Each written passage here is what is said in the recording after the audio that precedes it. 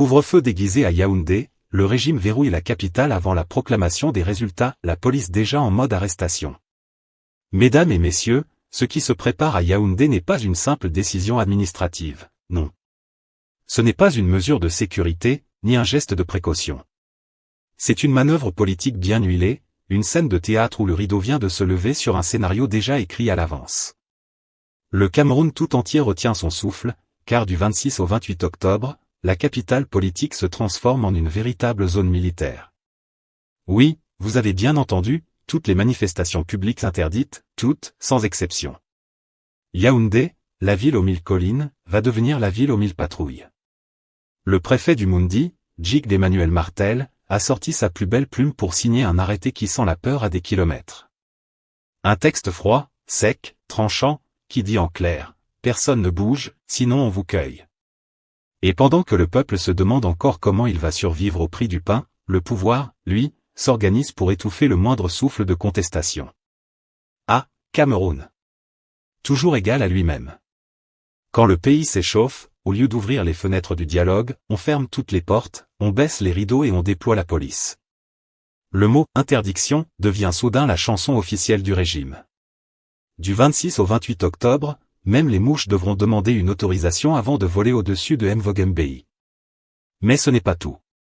Derrière cette interdiction, il y a une peur bien cachée, celle du 27 octobre, jour choisi par le Conseil constitutionnel pour proclamer les résultats définitifs de l'élection présidentielle.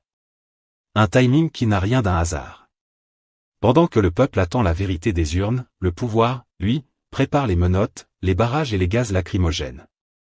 Ce n'est plus une démocratie, c'est un suspense digne des films de James Bond version camerounaise, les services de sécurité en embuscade, les opposants sur écoute, et la capitale sous surveillance totale.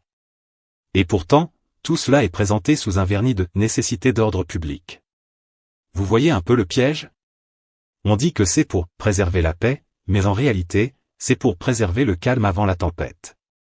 Parce qu'on sait très bien que le 27 octobre, beaucoup de Camerounais n'attendent pas une proclamation, ils attendent une confirmation d'un scénario déjà joué, déjà vécu, déjà fatigant.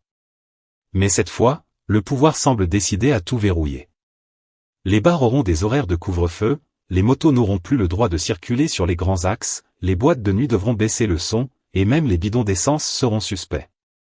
Oui, on interdit même le transport de carburant, comme si les Camerounais s'apprêtaient à faire griller le pouvoir au feu de bois. Ce qui se passe à Yaoundé, mes chers amis, ce n'est pas juste une question de sécurité. C'est une question de contrôle. Le régime veut s'assurer que, pendant ces 3 jours critiques, aucune voix discordante ne s'élève, aucune pancarte ne s'affiche, aucune caméra ne filme la colère du peuple. Le Cameroun entre dans une période où même le silence sera surveillé. Ne partez pas, car ce reportage va vous plonger dans un monde de complots et de secrets bien gardés. Chaque mouvement, chaque détail, est essentiel.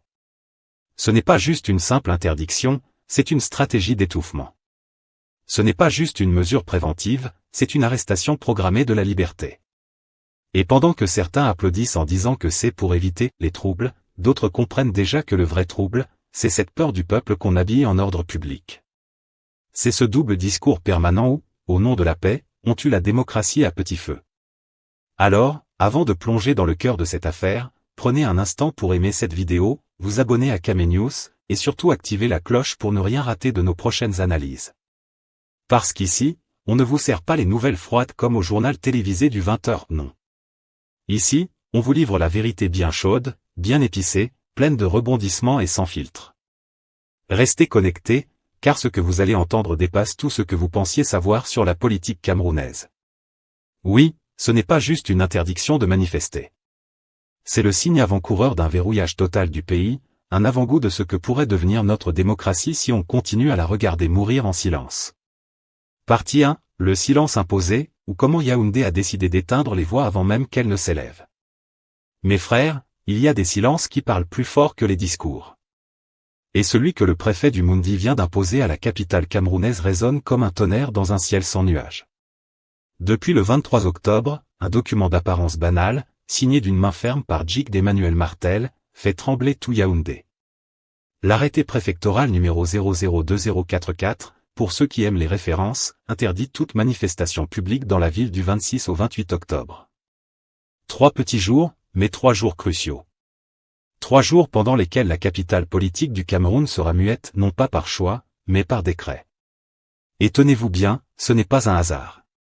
Ces 72 heures tombent pile sur la période de proclamation des résultats définitifs de la présidentielle. Un timing si précis qu'on croirait que le préfet a réglé son calendrier sur l'agenda du Conseil constitutionnel. Parce que oui, le 27 octobre, pendant que les Camerounais attendront, suspendus aux lèvres du président Clément Atangana pour connaître le nom du vainqueur, les rues, elles, seront sous haute surveillance. Les cris, les chants, les casseroles, les pancartes. Interdits. Les marches pacifiques? Oubliées. Même les pneus usés et les bidons d'essence sont devenus suspects, comme si le peuple préparait une révolution à coups de pneus crevés. Yaoundé, la capitale des discours et des décorations, s'est transformée, le temps d'un arrêté, en zone rouge de la liberté d'expression. Et comme toujours, les autorités invoquent la même vieille formule, les nécessités d'ordre public. À ça, l'ordre public, c'est devenu le plat préféré de nos dirigeants. On le sert à toutes les sauces. Quand on veut museler, on parle d'ordre. Quand on veut arrêter, on parle d'ordre. Quand on veut censurer, on dit encore ordre public. Mais le peuple, lui, se demande ordre pour qui? Et contre qui? Le plus ironique dans tout ça, c'est que personne n'a vu venir la menace. Aucun incident, aucune alerte majeure, pas même un caillou lancé par un militant vélé. Pourtant, le préfet, dans un zèle que même les prophètes envieraient, a pris les devants. Il a interdit tout ce qui bouge, tout ce qui respire, tout ce qui pense à manifester. Et quand on lit bien le document, on comprend que le message est clair, restez chez vous, même vos pensées sont sous surveillance.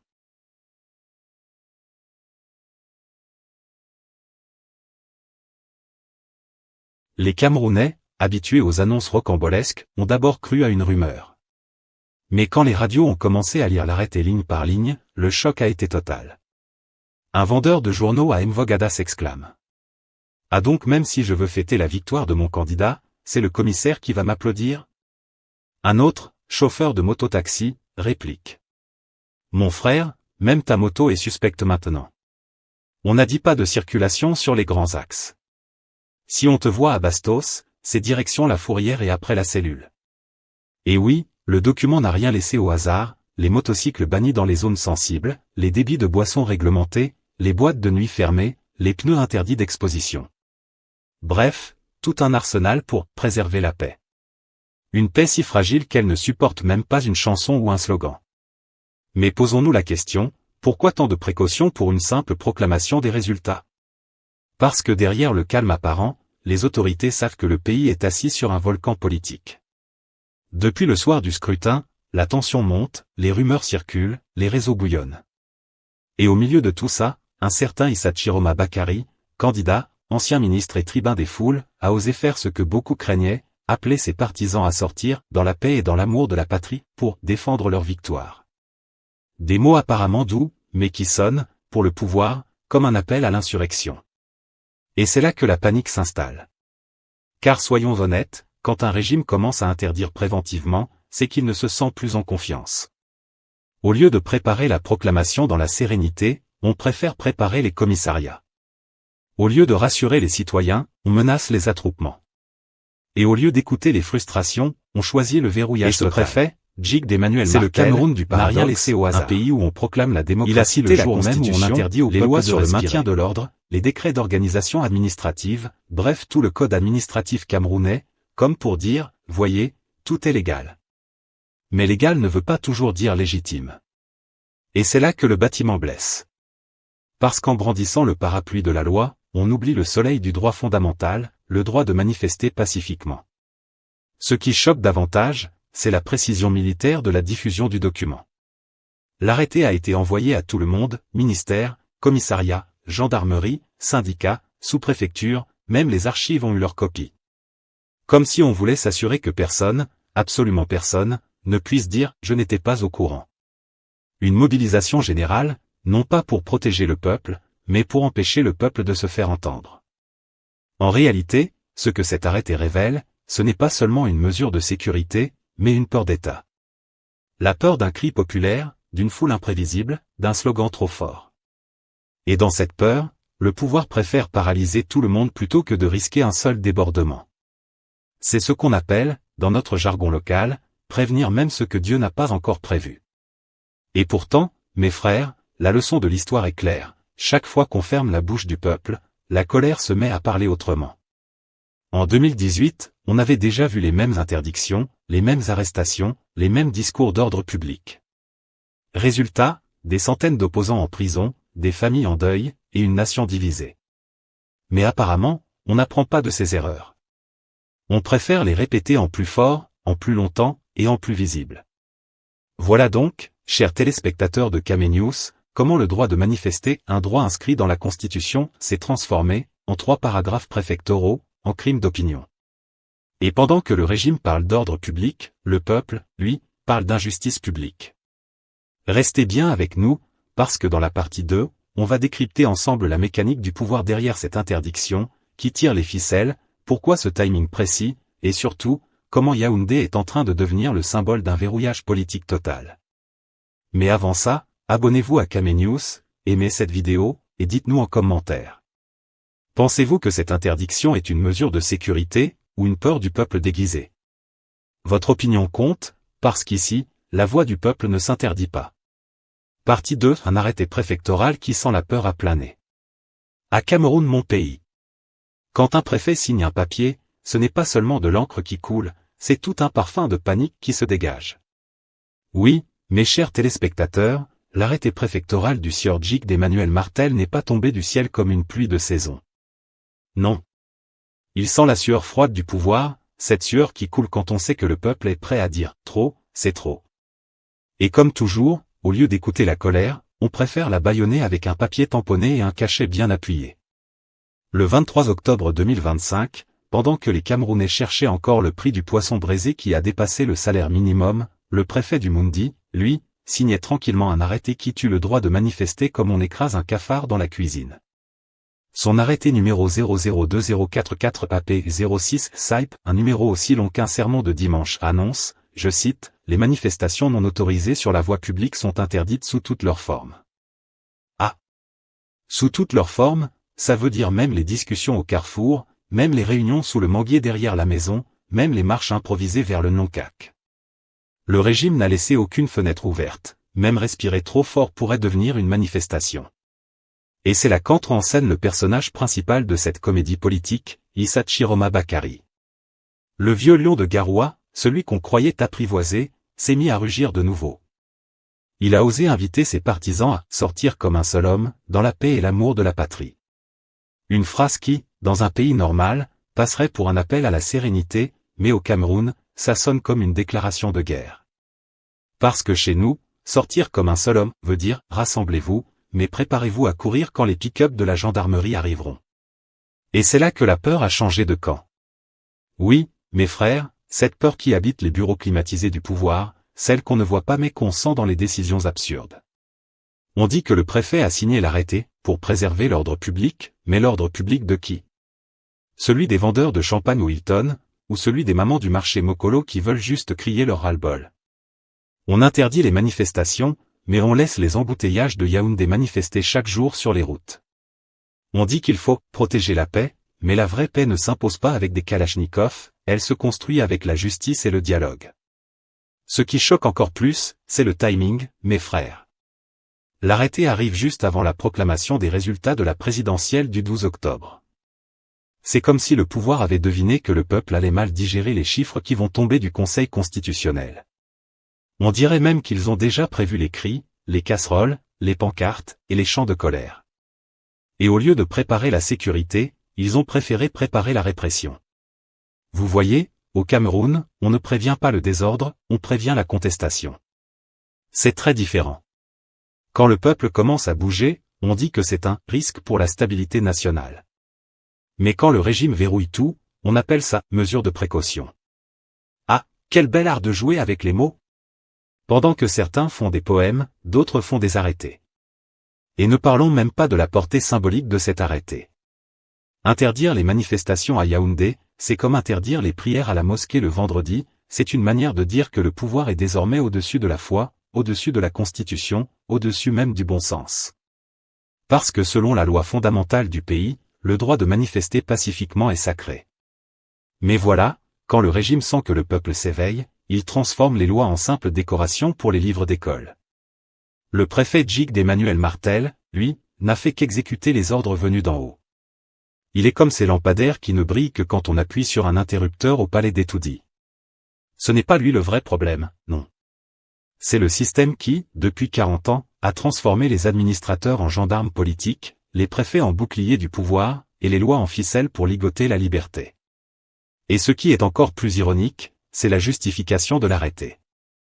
On invoque les nécessités d'ordre public. Partie 3. Le timing politique. Depuis quand la peur du peuple est devenue un motif juridique? À Cameroun, si chaque fois qu'un citoyen exprime son opinion, on crie « danger pour l'ordre public », alors il faut aussi interdire les conversations dans les taxis, la loupe, les débats dans les bars, chaque fois que et même les discussions à table, juste, parce que chez nous, bien fait tout finit par devenir politique. Et ce nouvel arrêté préfectoral du Mundi en est la preuve vivante. 3 jours d'interdiction de manifester, du 26 au 28 octobre, pile au moment où le Conseil constitutionnel doit proclamer les résultats définitifs de la présidentielle. Vraiment? Ça, ce n'est pas du hasard, c'est du calendrier politique calibré à la seconde près. Voyez un peu, le 23 octobre, le préfet Jigde Emmanuel Martel signe son arrêté. Le 26, la capitale est déjà sous verrou. Le 27, on proclame les résultats. Et le 28, tout le monde peut ressortir, mais seulement une fois que les jeux sont faits. C'est comme si on disait, restez calme pendant qu'on décide de votre avenir, après vous pouvez danser. Et le Camerounais, docile, obéit, parce qu'ici, on a appris que le silence est une forme d'assurance vie politique. Mais parlons franchement, cette interdiction de 72 heures, c'est un chef-d'œuvre de stratégie. Un plan conçu avec la précision d'un horloger suisse, mais exécuté avec la rigueur d'un sous-préfet africain. On verrouille la capitale juste avant la tempête, on bloque les routes où les foules pouvaient se rassembler, on ferme les bars où les discussions pouvaient s'enflammer, et on interdit les motos qui auraient pu transporter les manifestants. Même les pneus usés sont suspects. Comme si un vieux pneu pouvait voter contre Paul Biya. Et pendant qu'on immobilise le peuple, que fait le pouvoir? Il prépare tranquillement son grand théâtre du 27 octobre. La scène est prête, le Conseil constitutionnel s'installe, les caméras de la CRTV sont déjà en place, les juges sont coiffés et repassés, et le peuple, lui, est prié de suivre la proclamation depuis son canapé, sans broncher. Et si par malheur tu éternues trop fort pendant la lecture des résultats, attention, on pourrait croire que tu manifestes. Le plus drôle, c'est que tout cela est fait au nom de l'ordre public. Ah, ce mot magique. L'ordre public au Cameroun, c'est comme le ndolé, on le sort à toutes les sauces. Tu veux interdire un meeting? Ordre public. Tu veux empêcher une conférence? Ordre public. Tu veux couper Internet? Ordre public. Même quand un chat traverse la route à Bastos, on pourrait dire qu'il menace l'ordre public. Et comme personne n'ose contredire cette formule sacrée, le pouvoir l'utilise comme une baguette magique, abracadabra, pas de manifestation. Mais derrière cette expression polie se cache une peur bien réelle. Oui, une peur. Parce que le régime sait que le jour où les Camerounais décideront de parler d'une seule voix, aucun arrêté préfectoral, même signé par le bon Dieu lui-même, ne pourra les faire taire. Alors on devance. On anticipe. On interdit avant même qu'il n'y ait danger. C'est ce que j'appelle le préventif autoritaire, une spécialité camerounaise brevetée par 40 ans d'expérience en immobilisation populaire. Et puis, il faut bien le dire, le calendrier est trop parfait pour être innocent. Le 27 octobre, c'est la proclamation des résultats. Les chiffres officiels donnent Paul Biya vainqueur avec 53,66% des voix. Mais dans les coulisses, Issa Chiroma Bakary crie à la victoire, lui aussi. Il affirme qu'il a gagné, que le peuple est derrière lui, et qu'il est temps de défendre cette victoire, dans la paix et l'amour de la patrie. C'est beau hein, mais c'est dangereux, parce qu'au Cameroun, quand tu dis « descendons pacifiquement dans la rue », on entend « insurrection ». Et quand tu dis « justice », on comprend « trouble à l'ordre public ». C'est donc dans cette ambiance électrique que l'arrêté du préfet tombe, comme une pluie fine avant l'orage. En vérité, c'est un message codé adressé à Chiroma et à tous les autres. Nous savons ce que vous préparez, mais nous avons déjà préparé la police. Et quand le préfet dit 72 heures d'interdiction, il faut comprendre 72 heures de siège déguisé. Les gendarmes seront postés au carrefour, les commissariats en alerte, les pick-up prêts à bondir, et les téléphones sous surveillance. Même ton groupe WhatsApp familial pourrait se retrouver suspect si quelqu'un y écrit « Sortons demain ». C'est ça, le Cameroun version 2025, une démocratie où l'on vote librement, mais où l'on ne célèbre pas librement les résultats. Une élection où les bulletins sont ouverts, mais les bouches sont fermées. Et puis soyons honnêtes, le pouvoir camerounais a une longue expérience de la gestion du lendemain électoral. En 2018 déjà, après la proclamation des résultats, les forces de l'ordre avaient transformé les rues de Yaoundé et Douala en terrain d'entraînement pour anti-émeutes. Les manifestants avaient disparu plus vite que les promesses de campagne. Cette fois, le régime a appris la leçon, pourquoi attendre que les gens sortent, quand on peut les empêcher de sortir d'avance? C'est ce qu'on appelle ici la prévention intelligente, une intelligence qui ne sert pas toujours le peuple, mais toujours le pouvoir. Mais attention, le peuple n'est pas naïf. Derrière le calme apparent, Yaoundé bouillonne. Les Camerounais savent lire entre les lignes, même quand les lignes sont en jargon administratif. Tout le monde a compris que ces 72 heures ne visent pas les troubles, mais les troublés. Que ce n'est pas la sécurité qu'on veut garantir, mais la stabilité du récit officiel. Parce que le vrai danger, ce n'est pas la foule dans la rue.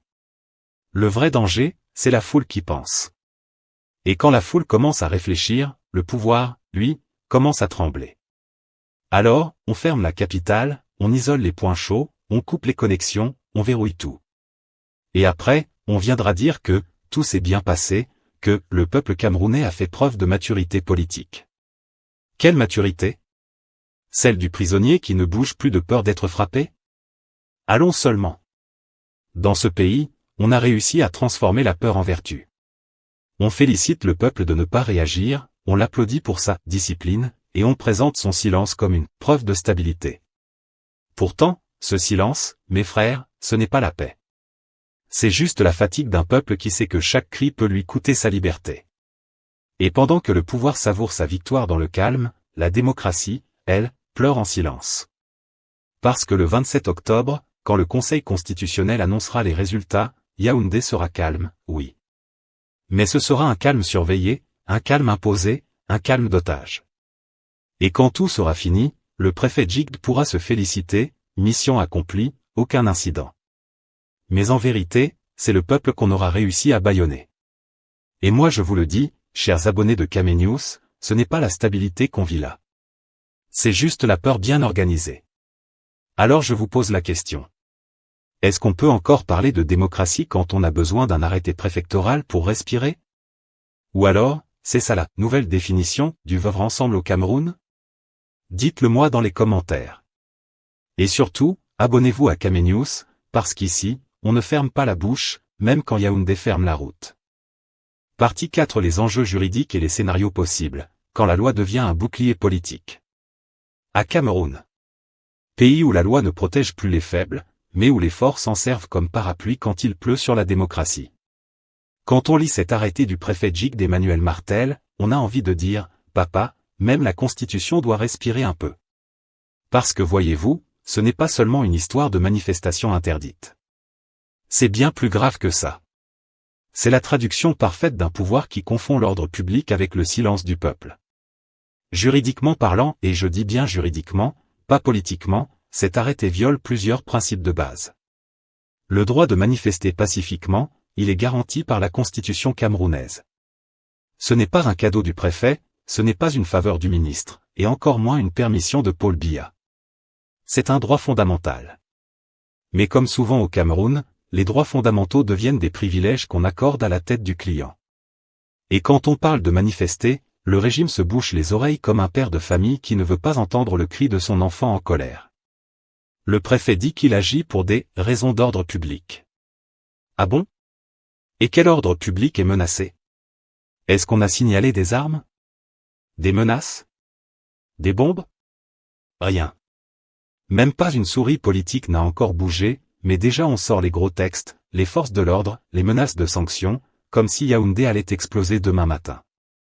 Voilà ce qu'on appelle chez nous le maintien de l'ordre préventif, une méthode bien camerounaise où on arrête la pluie avant qu'elle ne tombe, mais sans parapluie, hein. Et pourtant, quand on regarde bien le timing, on comprend tout. Le 27 octobre, le Conseil constitutionnel doit proclamer les résultats de l'élection présidentielle. Et si on suit les chiffres provisoires, c'est encore Paul Biya qui arrive en tête avec 53,66% des voix. Mais en face, Issa Chiroma Bakary crie à la victoire, à la fraude, au vol électoral. Il appelle ses partisans à sortir, dans la paix et l'amour de la patrie. Et c'est là que le préfet intervient, « Ah bon? Vous voulez sortir? Pas chez moi. » Arrêt total, silence général, 3 jours de mutisme politique imposé. Voilà la stratégie, on met la démocratie en quarantaine, le temps que les résultats passent. Mais soyons clairs, cet arrêté, c'est plus qu'un texte administratif. C'est un message codé. Il dit en réalité, Camerounais, vous pouvez voter, mais ne contestez pas. Vous pouvez parler, mais pas trop fort. Vous pouvez respirer, mais pas à bastos. Et pendant ce temps, les forces de sécurité se préparent déjà à appliquer la loi, version camerounaise. Une loi qui arrête le citoyen avant le crime, qui saisit la moto avant la marche, et qui enferme la liberté au commissariat avant même qu'elle ne sorte de chez elle. Et maintenant, parlons des scénarios possibles, parce que le film n'est pas fini. Premier scénario, la peur gagne. Les Camerounais se disent, ah, laissez, c'est risqué, et personne ne sort. Les rues de Yaoundé restent calmes, les bars ferment tôt, les mototaximens rentrent à la maison avant 22 heures, et le pouvoir respire. Le silence devient la preuve de la stabilité. Et à 20 heures, le Conseil constitutionnel proclame les résultats sans interruption, pendant que les Camerounais avalent la nouvelle comme on avale un médicament amer. Voilà, c'est fait. La paix du cimetière. Deuxième scénario, la colère explose. Certains partisans de l'opposition décident de braver l'interdiction, de dire « trop c'est trop ». Et là, ce sera la confrontation, les forces de l'ordre d'un côté, les manifestants de l'autre. Les images qui sortent du pays seront encore celles de gaz lacrymogène, d'arrestations, de coups de matraque. Le Cameroun reprendra sa place dans le journal de 20 heures sur France 24, non pas pour son génie, mais pour ses coups de poing. Troisième scénario, le compromis en douce. Ceux qui devaient manifester se feront discrets. Pas de foule, mais des mouvements invisibles, réseaux sociaux, petits groupes dans les quartiers, discussions nocturnes. Et pendant que le préfet croit avoir éteint le feu, les braises continuent de couver sous la cendre. Parce qu'on n'étouffe pas la colère d'un peuple avec un arrêté, même numéroté jusqu'à l'infini. Et enfin, le scénario que tout le monde redoute, le retour du syndrome 2018. Souviens-toi, après la présidentielle de 2018, quand les partisans de Maurice Kamto étaient sortis pour protester. Bilan, plus de 300 arrestations, certains condamnés jusqu'à 7 ans de prison. Le pouvoir avait parlé de « maintien de l'ordre ». Mais pour les familles, c'était la désolation. Aujourd'hui, avec Chiroma dans le rôle de l'opposant révolté, le scénario pourrait se répéter version remixée, avec encore plus de surveillance, encore moins d'internet, et toujours autant de gendarmes. Mais au fond, la vraie question reste celle-ci, à quoi sert une élection si, après avoir voté, on n'a pas le droit de réagir aux résultats? Est-ce que la démocratie, c'est juste le bulletin dans l'urne, ou bien c'est aussi la liberté de dire « non » quand on sent qu'on s'est fait voler? Si chaque contestation devient une menace pour l'ordre public, alors c'est que l'ordre public est bien fragile. Et si le peuple ne peut plus manifester sans permission, c'est que le pouvoir a peur du peuple. Oui, mes chers téléspectateurs, cet arrêté préfectoral du Mundi, c'est plus qu'une simple décision administrative. C'est le thermomètre d'un régime qui a peur de sa propre fièvre. On ferme les bars, on interdit les motos, on bloque les rues, mais on oublie que la colère, elle, ne se déplace pas en moto. Elle marche à pied, elle s'infiltre dans les cœurs, elle grandit dans le silence.